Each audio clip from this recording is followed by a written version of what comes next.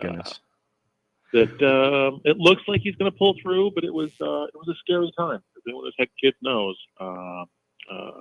they cause gray hairs.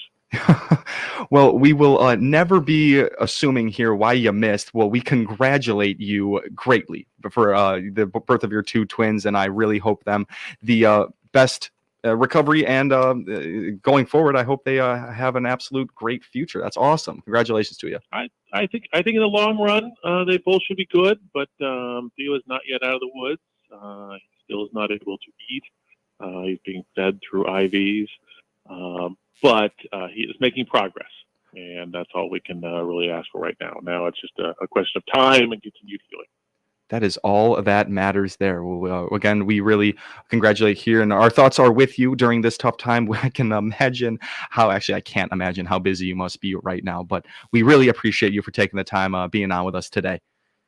No, great news with my family, but I still have a job. One of the things we do in this job is college savings, and I've told people that there's a lot on my plate these days with young ones, but one thing I don't have to worry about is opening up a college savings account because we took care of that before they were born. That's a lot perfect. of people don't know this, but you can set up a college savings account before your child is born. You name yourself as a beneficiary, and you can start making deposits. And then after the children are born and they've got a Social Security number, then you can call in and switch the beneficiary to them. So some people like to wait till the last minute, but I can tell you when the kids arrive, you get swamped. There's just all kinds of things you got to do, and you put it off and put it off. And investing is a thing that the longer you're doing it, the better the returns. Yeah, absolutely. And one thing that many parents might be stressed about, that's one thing you can check off the list. They are saved up for. That's amazing. How does that work? Yeah, so we run two college savings programs, Bright Start and Bright Directions. It's simply you put money into it, you open an account, put money into it, you can invest that money. The growth in that account is tax-free. I mean, like if you were to just invest on your own, make money, you'd pay taxes on it. If you put it in a 529 account, when you take it out for a qualified higher education expense, you pay no federal taxes on it. And so I know some listeners may say, well, hey, I'm not sure my kid's going to college. These are funds that can be used for a university, a community college.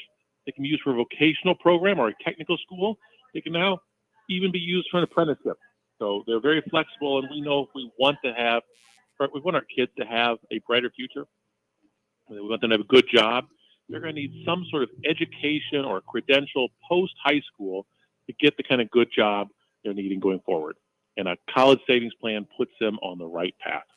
That's amazing. A college savings plan. And you mentioned there, it can be used for a university or a community college if you take that route. But if you don't, it's good for trade schools and anything else like that. A vocational school, like you said, that's really awesome. Yeah, and so it's great because one, the growth, you're not taxed on federal taxes. Two, your contributions to it are to be deducted from your state taxes. And it's important your kids graduate without a mountain of debt. But the really great thing about a college savings plan, a 529 savings plan, is research by professors at Washington University show that if a young person knows they have a college savings account in their name, they're 3 times more likely to attend college. And yes, well, how can money sitting in an account make a kid smarter? It doesn't make the kid smarter, but it's the message that comes with that account. If a kid knows they're having a college savings account, if you tell them, hey, I set up a college savings account for you because I believe you're going to college someday, one, kids don't want to disappoint their parents, and so they work harder. And two, it's the message that you send. When you say, I'm saving for college for you, what they hear is, you're smart. You're college material. I believe in you. And that message is powerful for a young person. So they will work harder in school. They'll have more opportunities. And so we just highly encourage any parents out there, it's never too late to start saving. The best day to start saving for your kids' future is yesterday. The second best day is today. That's perfect. And, like you said, it could be one of the biggest things is money, people not wanting to go to college. And that investment in them is so important for going to college and succeeding. So that's really awesome. What else do you got going on right now, Jack? Well, I'd say we have a lot of good programs in this office. We talk an awful lot about unclaimed property. Always encourage people to check there. We're helping people save for their retirement. But the other thing I want to talk about is I had a great aunt, and she has a birthday coming up. Now, she has since passed. But this great aunt shared my birthday. I felt a connection to her, but she had severe developmental disability. When she was young, probably now over 80 years ago, the doctors told my great-grandmother, you're going to have to put her in a home. Now, my great-grandmother grew up on a farm. Family was very important to her, and she said, we are not letting someone else raise our daughter. She raised her home. It was difficult. She never was able to really communicate or talk, but she did that.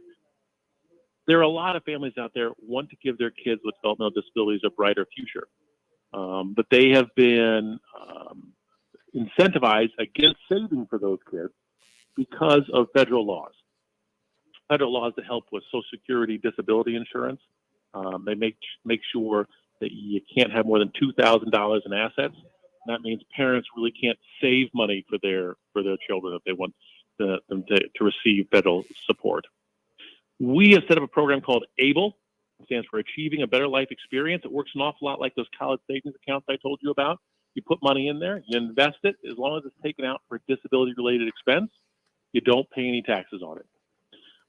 But the really great thing is you can save up to $100,000 in an ABLE account without your child losing their benefits. This just means a lot of parents have more flexibility, and you can never take away all the anxiety a parent feels about their kids, but we can help reduce some of that anxiety if they know they can leave a little nest egg for them. That's really awesome. That's the ABLE program, really helping out people with disabilities there, and that's not taxed right there. That's pretty huge.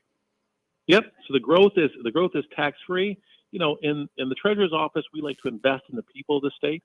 We like to help them invest in themselves, because we know that when people are investing in themselves, they're taking care of they're improving, they're helping out their family. It's not just helping their family; it helps make stronger communities and it helps make a stronger state. Yeah. So we believe in the people in the state, and if they're willing to work, we want to help them have a brighter future. Yeah, without a doubt. And does this have anything to do with the Ticket to Work program? The Ticket to Work? Well, we do have able to earn that we lobby the federal government on, that allows people with disabilities who can do some work to save additional money for themselves. Able to earn. So this is important, because I ran into a mother who told me a story about her daughter with Down syndrome. Now, she couldn't do every task out there, but she got a job at a law firm, and she would come in every day for a couple hours, and she would sort the mail. To deliver the mail, she'd do it with a smile. The lawyers in that firm liked her. They said, we ought to give her a raise. She does a great job. The law firm called her mother, told her they want to give her daughter a raise, and her mother said, no, don't do it. Because the little extra money you're going to give her is going to risk her Social Security benefits. That's ultimately going to maybe cost her more money than you're giving her. What kind of parent out there wants to tell their child's employer, don't give my kid a raise because they did a good job? Mm-hmm. But that's a situation that federal law put these parents in. So we got we lobbied, we had some changes that allow people now who have jobs to earn some money, to save that without risking losing their benefits. We think there's real value in work out there. We want to encourage people to work. We don't want people to grow up being dependent if they can go out and be a benefit to society. Yeah, absolutely. If they can do it, they got to have an opportunity to do so. And it looks like they really are having a good chance here. I'm sitting down with Mike Frericks. He's the Illinois State Treasurer. It's been a great conversation so far. We're going to go ahead and take our first short little break here. You are listening to the WTIM Morning Show. Your information station, WTIM. Goldschmidt swings and he hits a drive, and it's another! Cardinals first baseman Paul Goldschmidt won the 2022 National League MVP award after compiling an incredible season. And on Friday, August 4th, the Cardinals celebrate this accomplishment with a commemorative giveaway. That day, 25,000 fans 16 and older take home an exclusive Goldschmidt MVP bobblehead presented by Ameren, Missouri. That's Friday, August 4th. Get your tickets at cardinals.com/promotions. This is Paul Goldschmidt. Don't miss a legendary moment at Busch Stadium. Make every part of your home more consistently comfortable with a variable speed Bryant Evolution system. Let Blakely Heating, Cooling, and Plumbing install one of these highly advanced systems that automatically make adjustments and uses their Perfect Humidity Plus and Perfect Heat Plus technologies to deliver superior comfort and performance. To learn more or schedule an evaluation of your home, contact Blakely Heating, Cooling, and Plumbing at 824-4684 today. Bryant, whatever it takes. There's only one Central Illinois radio station that brings you the memories of the 60s and early 70s as you are cruising down the streets of your hometown. The dial position is 98.3 FM. The station is 98.3 WSVZ. From Macon to Vandalia and I-55 to I-57, cruising 98.3 plays the hits from early Elvis in the 60s to the British invasion of the Beatles, Herman's Hermits, and many more from the 1960s. Then we swing into the early half of the 1970s with artists like the Guess Who, the Doobie Brothers, and Elton John. Every song brings back something you remember about growing up. Set a button and crank up the station, playing good time rock and roll from the Tower of Power, cruising 98.3 WSVZ. Summer is in full swing. Swimming, baseball games, camping, and let's not forget grilling season. Southern Ledge Pools and Patios in Taylorville has just what you need to add the perfect flavor to your barbecue. Come in today and get 15% off all spices and all lit handlers. Get a handle on your cans, bottles, tumblers, and coffee with an easy grip lit handle. Keep your guests entertained all summer long. Southern Ledge Pools and Patios, 306 East Main Cross in Taylorville, your outdoor fun creator. Local farm broadcaster Jared White covers the local agriculture news you need to know. Weekday mornings at 6:40 and weekday afternoons at 12:20. Hear his reports by downloading the free WTIM mobile app at the Apple Store or Google Play. The Shelby County Economic Development Corporation aims to foster, promote, and stimulate economic development. They're here to help your business grow. Find out more on the Shelby County Economic Development Corporation by clicking their icon at TaylorvilleDailyNews.com. Your information station, WTIM. Welcome back to the WTIM Morning Show. You are listening to the WTIM Information Station. My name is Tim Zalabak. We're going to continue the WTIM Morning Show here with Mike Frericks. He's the Illinois State Treasurer and a new dad to a couple of twins, and we wish them the best of luck in all the processes going on there. We're going to get right back into it. Mike, do we still got you? Yep, I am still here. Beautiful. Sound great on our end. Let's keep talking about all the great things happening in the world of the Illinois State Treasury. And there's a couple of grants. We got the Charitable Trust Grant. Can you talk to us a little bit about that?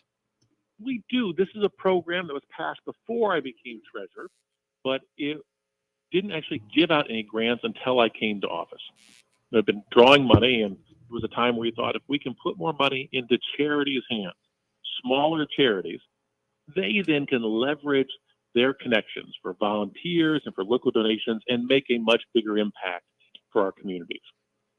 So the way it works is smaller nonprofits with an annual operating budget of less than $1 million can apply for grants up to $20,000 or $25,000 in some cases in our office to help with things like food security, housing, or workforce and economic development. We switch those topics around.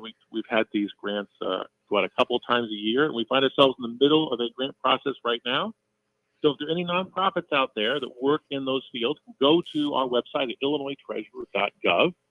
Check out, we tried to make the process easy because we know these smaller nonprofits don't have full-time grant writers, but we know they do so much good for our communities. We want to partner with them. Yeah, absolutely. You guys are probably going to have a chance to do so here. There's tons of nonprofit looking for grants and such. You said it's under $1 million? Yeah, if their average, if their annual budget is less than $1 million, so don't fund the big nonprofits out, but there's smaller ones out there we're looking to help. And a lot of those are faith-based organizations. They have a group of dedicated volunteers. They sometimes do fundraising themselves. And so our grant of $20,000 we like to tell people, can be stretched to a value of $40,000 or $60,000 when they're done. We just do some great things helping our neighbors who need a helping hand. Maybe need help getting a new job, or maybe they've hit a rough patch and they just need some help with food or housing to get through it. We want to help those volunteers, those nonprofits in our state, help our neighbors. Absolutely. And that sounds like a great program. How long has that program been going on? Well, it was passed well before I was treasurer. I think it was passed back in 2007 or 2009. But it had been collecting money that hadn't dispersed until I came in. We conducted an audit of the office, and one of the first things the auditors told us was, we have this pot of money here and no one's spending it. I thought money sitting in an account didn't do as much good as money going out into the communities. So we started up in 2015, put up a board in place to make these decisions, to help take some of the politics out of this, and been running around the state talking about this to make sure that we know there are nonprofits throughout the state of Illinois. We want them applying in the north and the south, and here in central Illinois as well. Yeah, without a doubt. That's the Charitable Trust Grant. They're helping out all the smaller nonprofits. That's a really great program they got there. Mike, we got about 2 minutes left. You got any other big programs you'd like to let the listeners know about? Well, we encourage people next month to come out to the Illinois State Fair. We have our annual live unclaimed property auction at the fairgrounds on the second Saturday. And then on Ag Day, we encourage people to come out for our Cream of the Crop photo contest. We announce winners of our contest there. These winners receive scholarships. We highlight them at our tent. And there's a lot of good things we're doing out there, but it's also a great time to come out to the Illinois State Fair. Yeah, absolutely. And you talked about that unclaimed property auction there, and you mentioned the unclaimed property. People can gain money through that. And is that just exactly what it sounds like? You auctioned off just property that's unclaimed? Yeah, so if people leave things behind in a bank safe deposit box, we try very hard to track down the owners. But if after about 10 years of trying we can't find them, our vaults start to fill up. We need to clear space. We will sell off things like baseball cards, jewelry, watches, collectibles, things that people put in their safe deposit box. But we'll record how much it's sold for. So if in another 10, 15, 20 years, they or their heirs come by and try to claim the contents, we won't have that Mickey Mantle baseball card, but we will give them the amount of money it sold for at auction. So we encourage people to come out, bid well. This isn't a moneymaker for the state. We're just converting physical property into cash, which allows us to more easily manage it.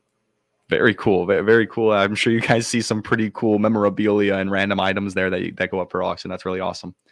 And I will, if you come out, you'll probably hear me auction off one lot of baseball cards. I grew up as a big baseball fan. I love doing this every year. There you go. Mike Frericks. He'll be out there maybe trying out his auctioneer voice. That's awesome. Mike, thanks so much for being on with us today. Hey, thanks very much for having me. You have a great day. Absolutely. Thanks so much. That's Mike Frericks. He's the Illinois State Treasurer. You are listening to the WTIM Morning Show. Thank you so much to our live stream sponsors, Landmark of Taylorville and People's Bank and Trust. My name is Tim Zalabak. You are listening to the WTIM Information Station.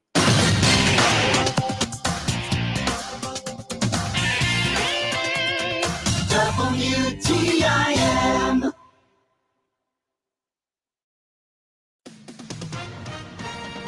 With SRN News, I'm Rich Thomason in Washington. There have been more demonstrations across Israel following Parliament's approval of part of the Prime Minister's judicial reform plan that curbs the powers of the country's Supreme Court. Reform opponents accuse Benjamin Netanyahu of damaging Israel's democracy. The Justice Department has made good on a threat to sue the state of Texas